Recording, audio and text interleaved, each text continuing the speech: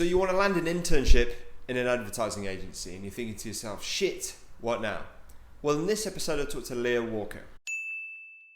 She's a global recruiter and heads up her own global recruitment business called Mrs. Walker. During her tenure, she's worked with some of the most powerful people in the industry who've been responsible for many recruitment decisions and has advised them accordingly.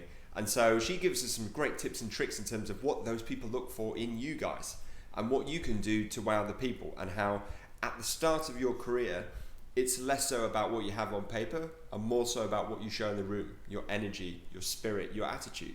Please like, share and subscribe below. And as always, enjoy the episode.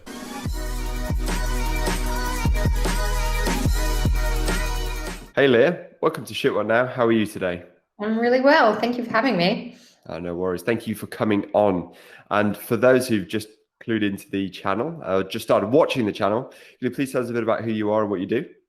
I am a recruiter. I have had 6 years in the industry. I came up through account management in agencies in Sydney and London, and then pivoted over to talent about 15 years ago, and was most recently head of talent for Wieden & Kennedy in the United States.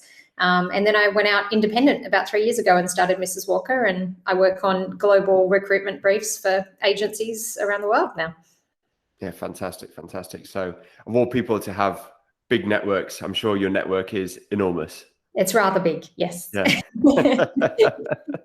Privilege of age, yes. Yeah. But I mean, it's one of those things, right, where if you really work on your network, it can pay you back tenfold, I think. Absolutely, yeah. I mean, I decided overnight I was going to start my own thing and go independent, and I sent a dozen emails out that night to alumni and ex-colleagues that were friends, over those 20 years prior. And thankfully, I had made friends that were now presidents of agencies around the world. They'd done very well. But I sent a dozen emails, and within 48 hours, I had 37 briefs in 14 cities around the world, and I was good to go. So yeah, those contacts, if you nurture them and stay good, they can create a business for you one day, which is very worth it. So all good. Yeah, 100%.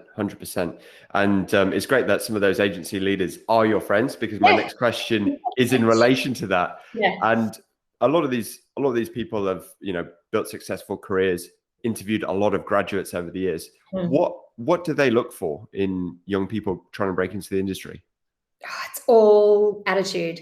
It's so, I always say to the kids, I call them the kids coming through, because I'm probably old enough to be their mothers.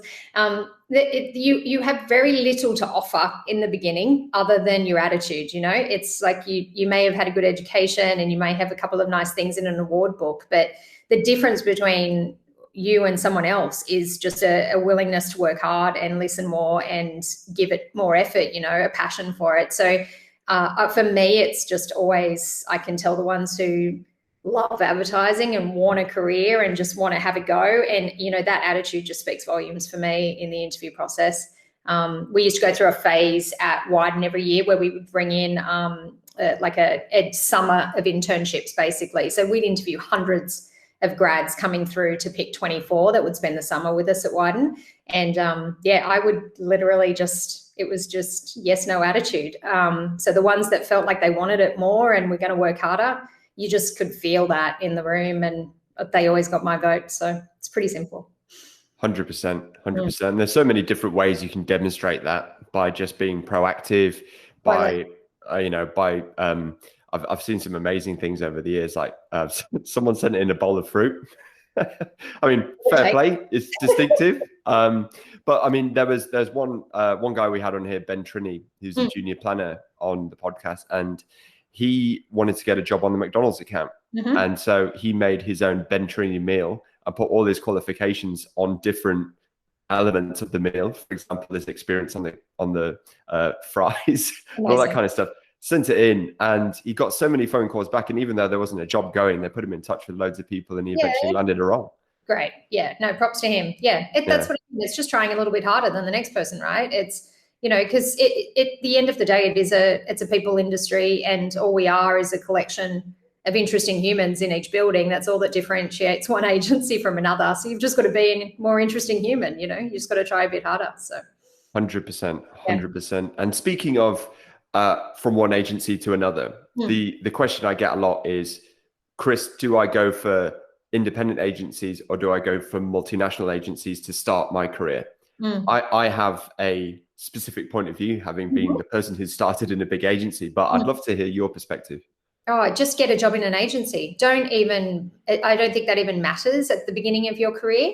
I mean, there are benefits of both for sure. Like network agencies, you'll learn how to cross the T's and dot the I's. Like you'll learn process really well. You'll learn how the whole infrastructure works better maybe. But smaller agencies, you'll get to go deeper and wider and, they're scrappier. So there are benefits of that as well, because you probably get more access to more senior people faster in smaller agencies.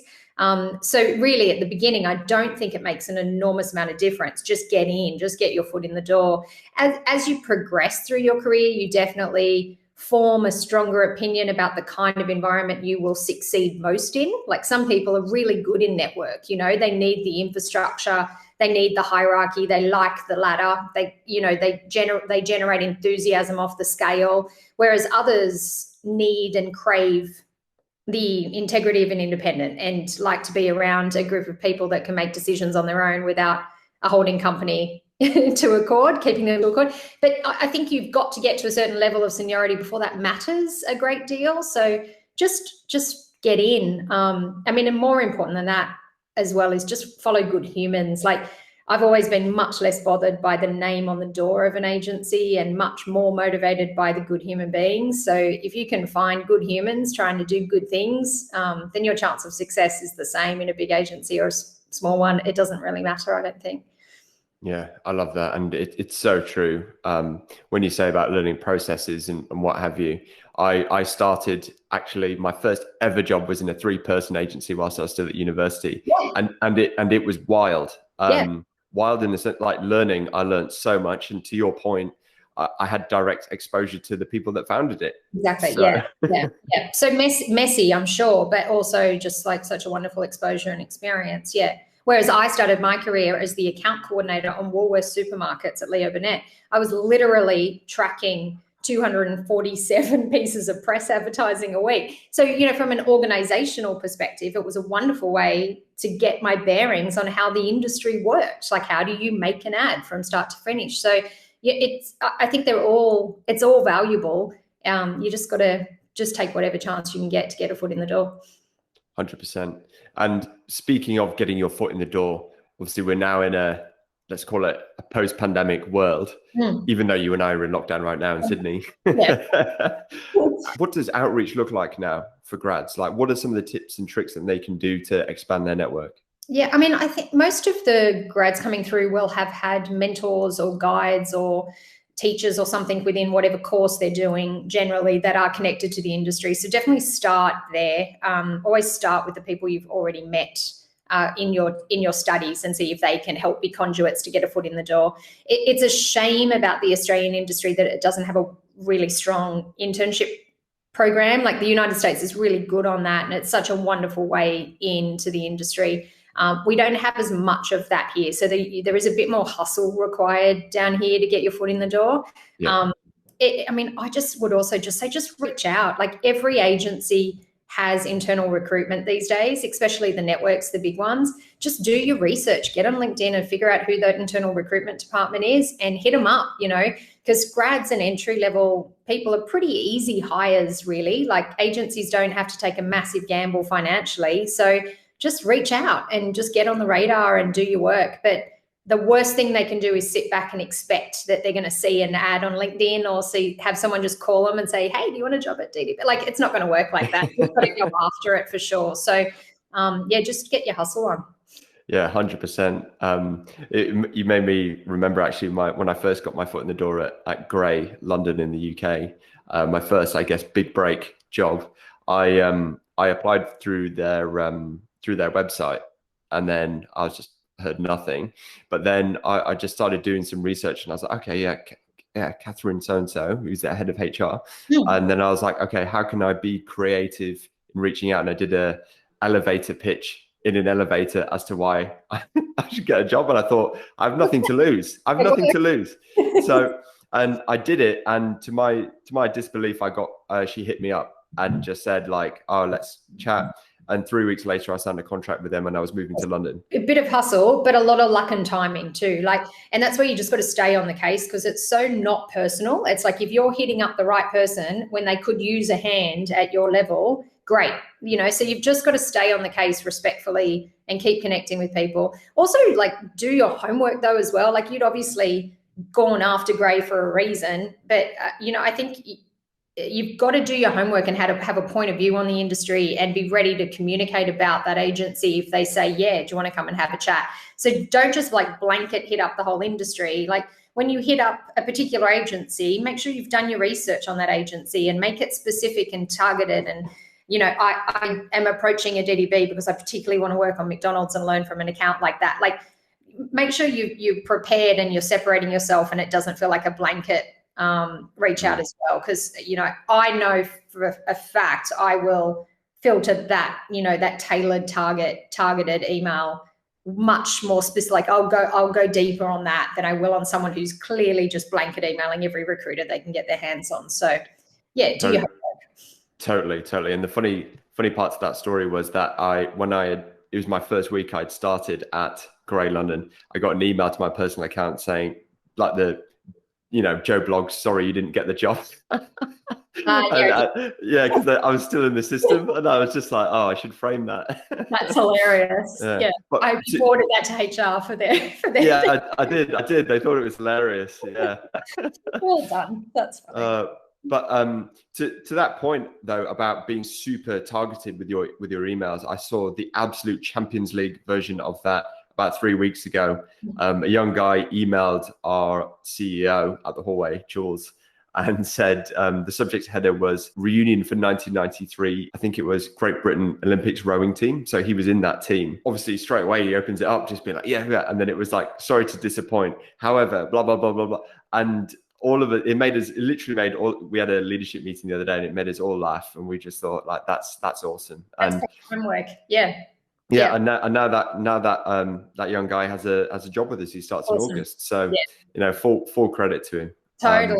No, I love that. Because one of the other things I'll often very quickly say I used to with the interns in the US especially, it's like, why here? Why do you want to work here?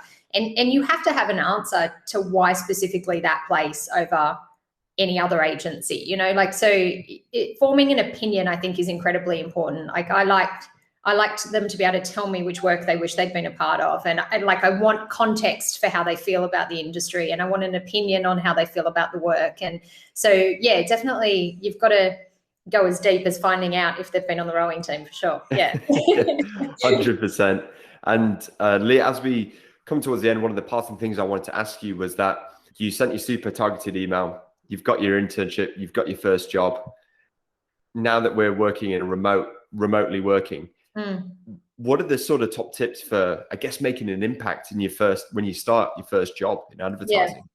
So much harder remotely. Like, I really feel for anyone coming through now, because so much of what you learn, we're not as an industry brilliant at training. We never have been globally. It's just not what we do. We kind of just learn by osmosis in our business. And so I do really feel for the ones coming through at the moment, because they're just not getting as much osmosis. They're not getting the corridor conversations and the natural opportunities to learn by observation. So I do think they've got to go above and beyond a little bit more to stand out and to learn that stuff. They've got to ask more questions probably than they may have had to in a normal working environment. But just be so helpful. Just be so above and beyond all the time. Be so grateful for the chance to be in there. It's such a great industry to have a career in. It's such a privilege to work in our business in a lot of respects. You can have these wonderful global careers and make wonderful, interesting, creative friends all over the world. Like, now that you're in there, just work your butt off. Yeah. Like, just don't take it for granted. You'll get paid better in this industry than so many others. Like, just really work hard and have a great attitude, like I said up front, and be willing to go above and beyond, and acknowledge that the people that are training you and teaching you and above you have pulled their all-nighters and done their days of, sitting back in pitches, making sure documents are finished at 3 a.m. too. Just do your time. Yeah. It's like, I just it'll pay off. It comes around, and you can have incredible opportunities and experiences in this business, but you've got to be willing to work for it. It's not an easy business. Absolutely, absolutely, and completely echo everything you just said there in terms of just being as helpful as possible, and that can take so many forms, from just kind of saying, hitting you up on chat or Teams or whatever, just to say, how can I help with this? What else can I do? I heard you talk about this today. I did some competitive research on that. I thought it might be useful for your next meeting. Exactly. Genius. Exactly. It's those sort of people. If you constantly have that mindset of how can I help service someone, exactly. then in any vertical as well, then you really cannot go wrong. Yep. Stay one step ahead of what might be required of you. Yeah. Don't sit back and wait for people to tell you what to do. Ask how you can be helpful. Yeah. So, it's hard to find young, curious people that are behaving like that in this business. So it's actually very easy to stand out and be very good. So it's not that complicated. Just have a great attitude and work really hard, and you'll have a great time in this industry.